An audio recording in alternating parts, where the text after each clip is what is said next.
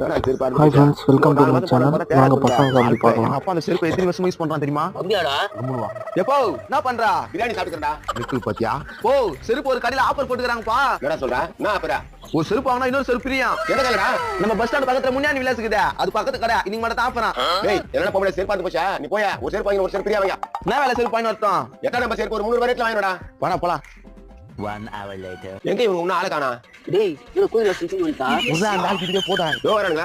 இந்த வருஷம் ஒரு செருப்பு ஒரு செருப்பு இருக்கு. என்னப்பா? என்னடா இது ஸ்டெப்ல செருப்பு பாக்ஸ் மாதிரி இருக்குதா? கூட்டம் பயங்கரமா இருந்துச்சா? பாக்ஸ் எல்லாம் காலி ஆயிடுச்சு. சரி விடு. பாக்ஸா போட போறோம். செருப்பு தான போட போறோம். என்னடா இது? செருப்பு டேய், சாணிக்கு எல்லாம் வெச்சிக்கடா.